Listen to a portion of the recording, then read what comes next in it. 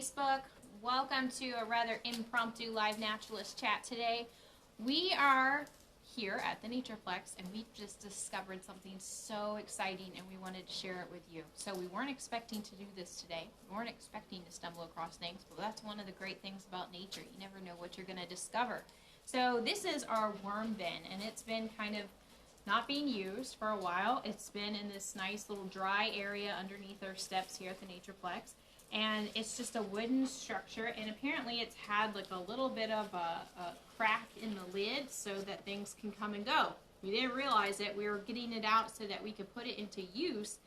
And we had stored some shredded paper down in here, which is what you would do in a worm bin. You would use the shredded paper as the substrate for the worms. And when we were starting to move this, all of a sudden the box started to vibrate. And so upon further investigation, we realized that there is an entire colony of eastern bumblebees in here. So that's super exciting because you never get to see colonies of eastern bumblebees in their nests because they're typically underground. They have a 1-year life cycle. So the queen starts laying eggs in the spring. She makes, she emerges out of her hibernation already mated from the previous fall. She starts to lay her eggs. She feeds the larva, and the first little brood that she raises, once they reach maturity, they start to be her helpers. And so she can stay home and she can lay eggs, and they go back and forth and bring back nectar and pollen and things for the next brood. And this continues on and on throughout the summer. And towards the end of summer, in the fall, she starts to lay drones, so male bees.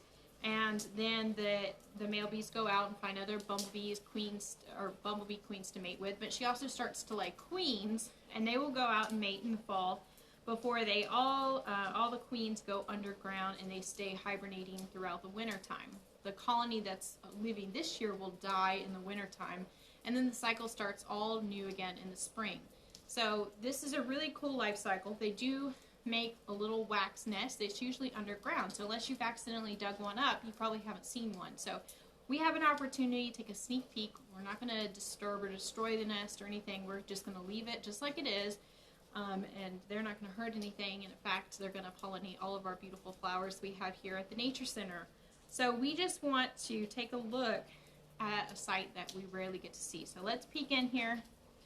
Now we do have some young, and they're younger, they're smaller.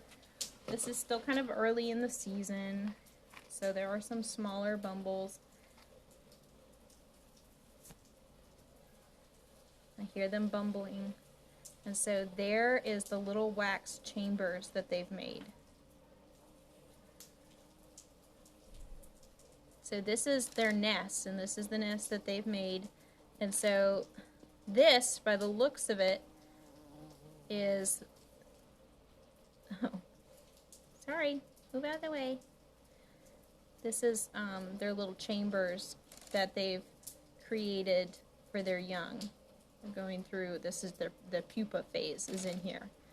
Trying to see if they have any honey pots, which is not really honey, but just temporary nectar storage.